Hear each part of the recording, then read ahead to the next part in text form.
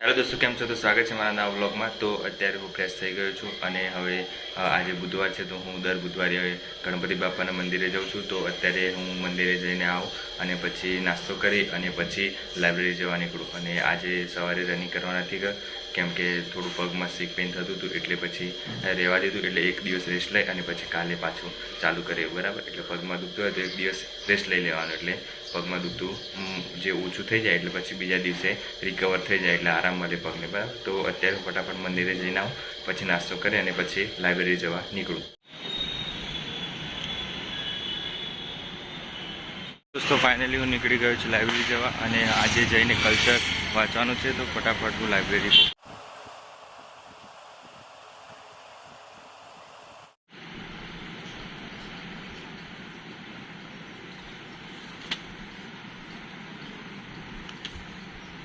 तो दोस्तों बपोरना 1 वाग्यु छे अने अत्यारे हूँ आव्यो छुं घरे जमवा।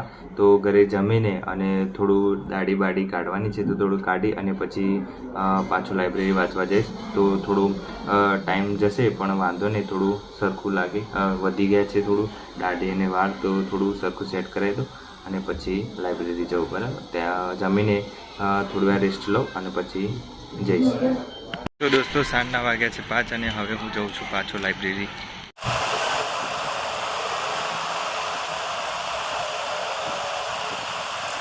तो दोस्तों रातना 10 वाग्या छे अने हवे हूँ जाऊँ छुं घरे लाइब्रेरी थी।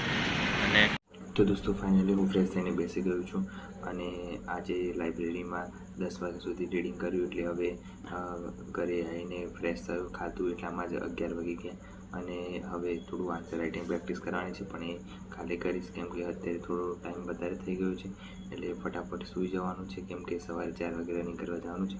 केम के आ काले रेस्ट लीधुं हतुं एटले आजे पाछुं चालू करवुं पड़शे रनिंग। एटले धीरे धीरे हवे रनिंगनी टाइमिंग अने रनिंग वधारवानुं छे। एटले विचारूं छुं के हवे केप नहीं पाडुं बराबर। एटले रनिंग माटे आपणे वहेला सूई जईए छीए, रात्रे स्टडी नथी करता केम के लाइब्रेरीमां बधी स्टडी थई जाय छे एटले वांधो नथी आवतो।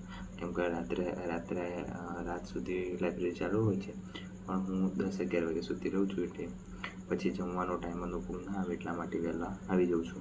પછી બીજું કંઈ છે નહીં અને કરંટ અફેર ચાલુ છે અત્યારે અને કલ્ચરનો જે સબ્જેક્ટ છે એ સાથે સાથે કરું છું। એટલે કલ્ચર થઈ જાય પછી करंट अफेर અને મેસેજ રિંગ તો જોડે જોડે ચાલે જ છે અને આન્સર રાઇટિંગ પ્રેક્ટિસ છે। આ 4 વસ્તુ જોડે જોડે ચેક કરું છું એટલે વાંધો નથી આવતો। એટલે ધીરે ધીરે બધું કવર થઈ જશે। તમે પણ એવી રીતે તૈયારી કરો તો વાંધો આવે નહીં। કરંટ અફેર છે એ બને ત્યાં સુધી 6 મહિના સુધીનું કરવાનું એક્ઝામથી આગળના 6 મહિના સુધી, એટલે વાંધો ના આવે કેમ કે 6 મહિનાનું તે કરો એટલે આરામથી કવર થઈ જાય બધું ઓલમોસ્ટ। જે હું આઈસી રાજકોટની પીડીએફ છે એ ટેલિગ્રામ પર મૂકી દઉં છું એટલે તમારે જોઈ લેવાની એટલે વાંધો આવશે નહીં બરાબર। અને કાલથી તો નવરાત્રિ ચાલુ થશે એટલે રાતનું શિડ્યુલ થોડું ચેન્જ થઈ જશે એટલે લોચા પડી જશે કેમ કે નવરાત્રિ તો આપણી ક્યારેક ક્યારેક જઈશું 1-2 દિવસ, બાકી તો આ વખતે કર્યું નથી કેમ કે નવરાત્રિ ઉત્તરાયણ આ 2 તહેવાર સિવાય બીજું કોઈ તહેવાર નથી કરતું। મારો બર્થડે પણ સેલિબ્રેટ નથી કર્યો પણ જોઈએ હવે શું થાય છે, કેવી રીતની નવરાત્રિ છે આ વખતે। તો આ વખતે તો નથી જ જવું પણ 1-2 દિવસ જ થાઈશું કેવી રીતની થાય છે બરાબર।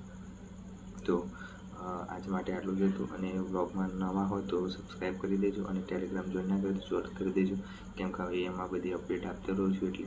અને મળીએ નવા વ્લોગમાં। Bye bye, take care.